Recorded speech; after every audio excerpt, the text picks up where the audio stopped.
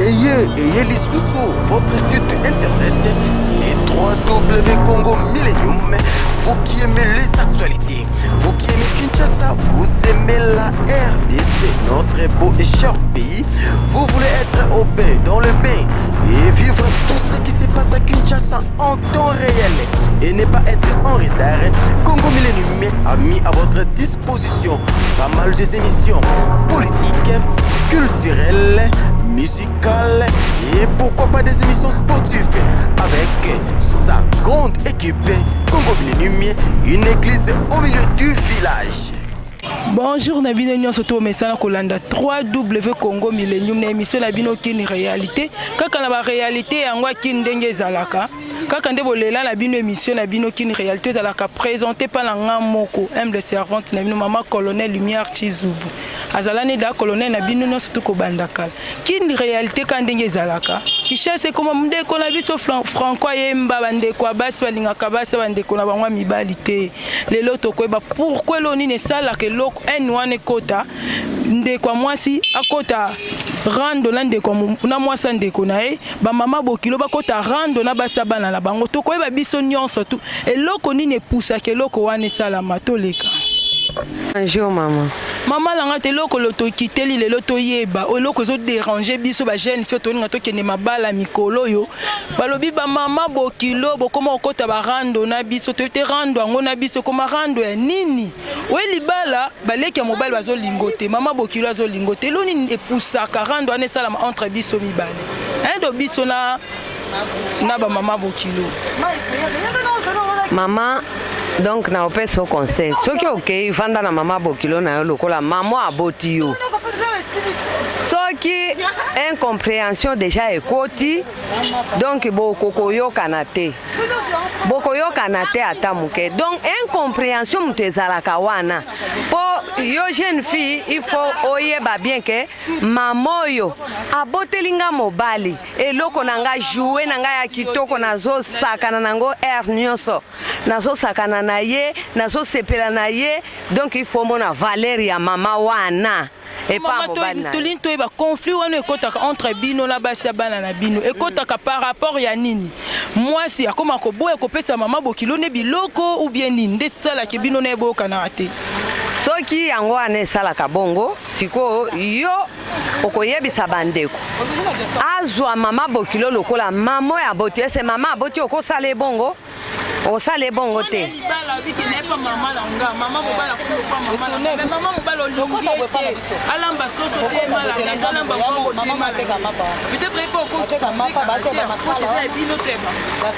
te place wana namoni te ke mama bokilo mtu akobanda ekozala yo mtu oye libala yango nazopesa lokola conseil yo soki okeizwa kaka mama wana lokola mama oyo aboti yo soki neti mama aye na ndako na mama aboti yo aye na ndako na yo mpona nini bozwaka biso na différence wana ozwa mama aboti yo na valeur mais mama oyo aboti mobali na yo ça fait le contraire il faut kolinga mama aboteli yo mobali koleka donc mama oyo aboti yo mais bosalaka place wana boyokani wana ezalaka penza bien bien te kopesa ba jeune fille bazoke mabala ndenge ni bakovanda ba mama bokilo na bango na ba semeki na bango il faut ba vendre en bon terme koyokana compréhension oye lobi mama soki o comprendre malamu te tuna explication mama yebisa yo po mama wana aza wana akobando guide yo kaka na libala na yo ti okola okoma na age oyo akomi nango yo pe lobi obanda pe kopesa conseil na bato mosusu eza ndenge wana bino moko etel mabala ya likambo basi ya mama bokilo na basi ya bana na bango bayokanaka te basemeki kutu koloba kutu te mama pa na makambo bakisa e conflit wana euta na ngambo ya banani tokoyeba. Bonjour. Bon ngana liana bakisa bo pa mama bokilo na sens que surtout so boza ndako moko bana mibale mwana ya mobali na mwana ya mwasi fallait asangisa bango omona ko benda bana ya mwana ya mwasi mais ayebi bien bango mibale baza mutu moko place on attend otala mabo kila so benda ka bana na basi aso tikanga nyonso wana ezoluka nini makelele musu mpe azolandela nde mobali azotika mbongo wenze tamso akola mama naza na mbongo te nazalaka na mwa moki na pesi nani mwasi alamba atelo biloko tango otela mama bokilo biloko avimbani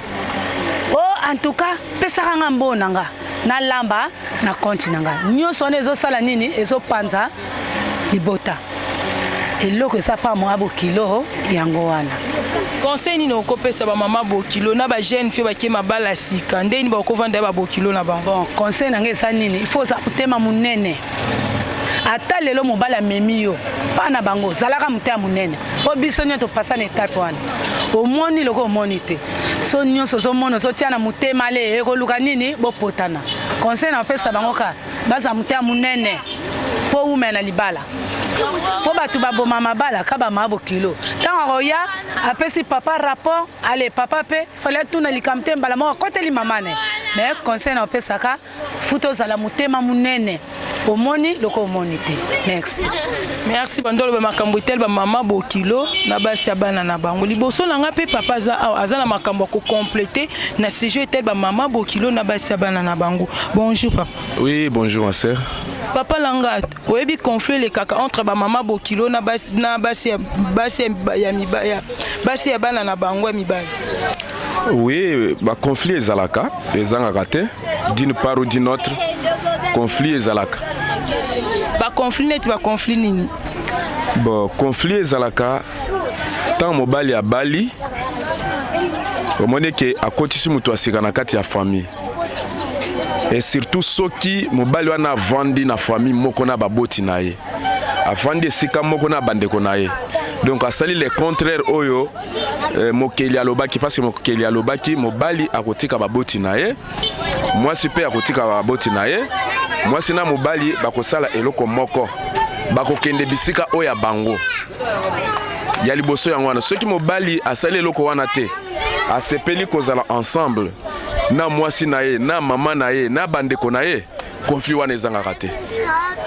Conflit wana ezangaka te. Conflit wana eyaka boy. Mwasi akozala azalaka na ye na comportement ya bien, mais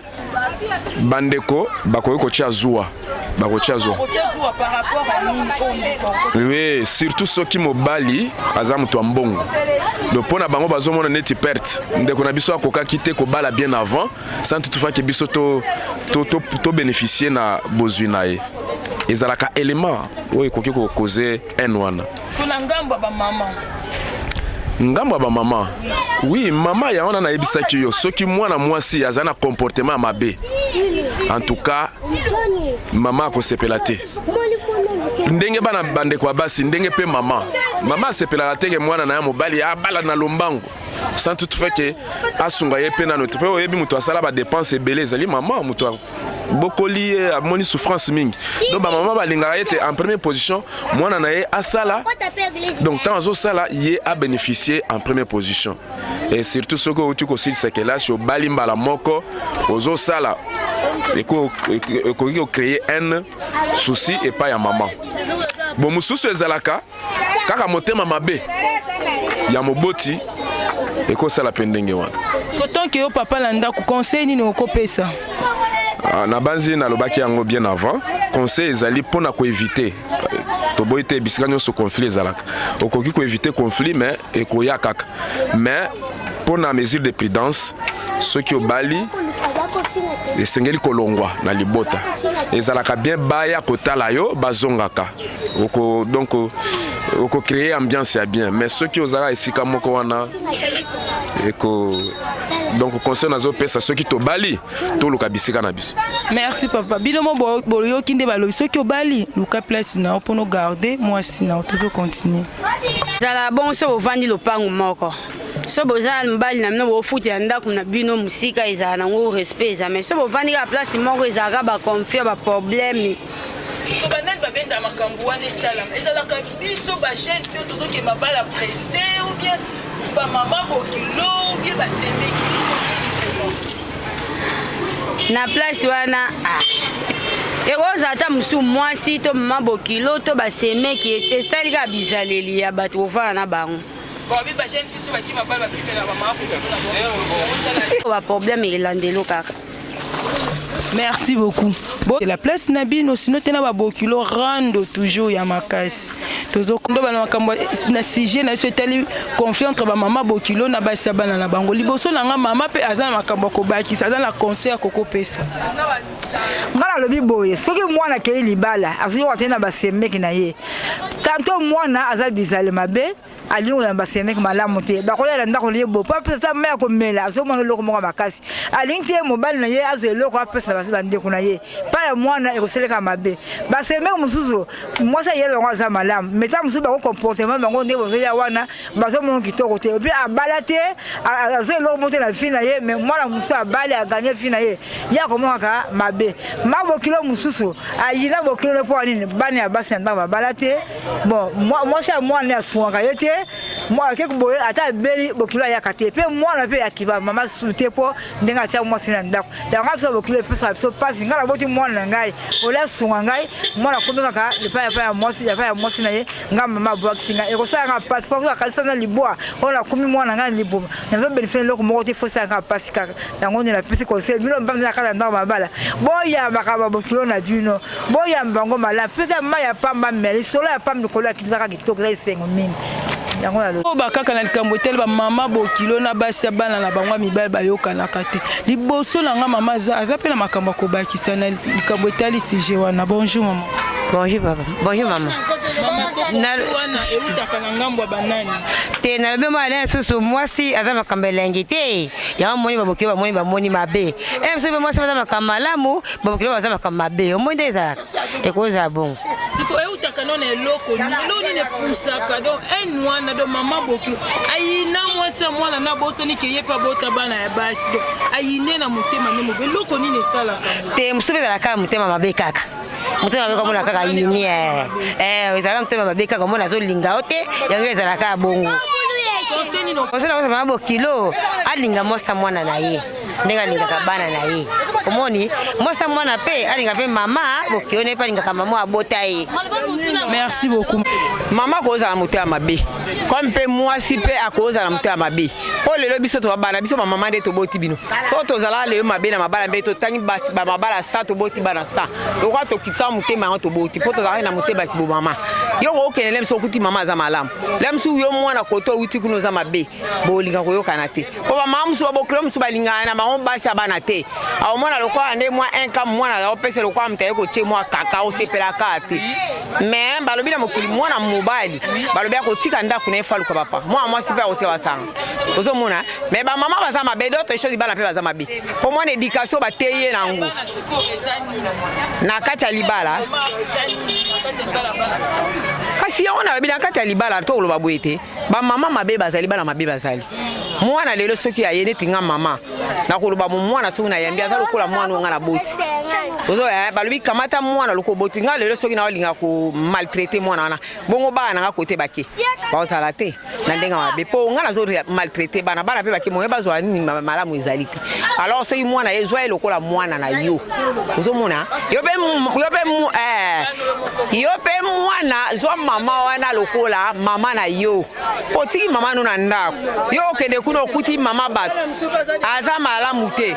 o kamata okena mabelo o sala bo sala bo mabe me kamata mama wana lokola mama na yo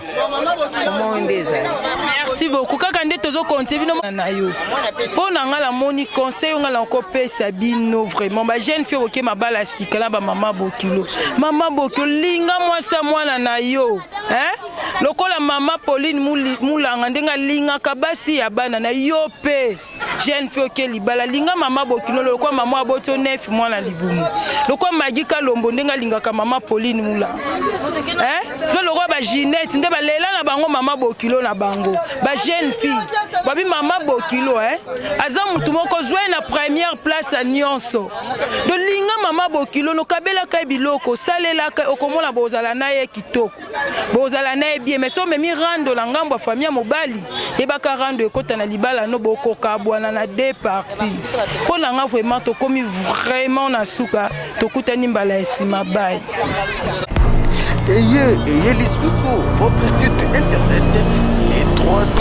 Congo Millennium. Vous qui aimez les actualités, vous qui aimez Kinshasa, vous aimez la RDC, notre beau et cher pays. Vous voulez être au bain, dans le bain, et vivre tout ce qui se passe à Kinshasa en temps réel et ne pas être en retard. Congo Millennium a mis à votre disposition pas mal des émissions politiques, culturelles, musicales et pourquoi pas des émissions sportives avec sa grande équipe Congo Millennium, une église au milieu du village.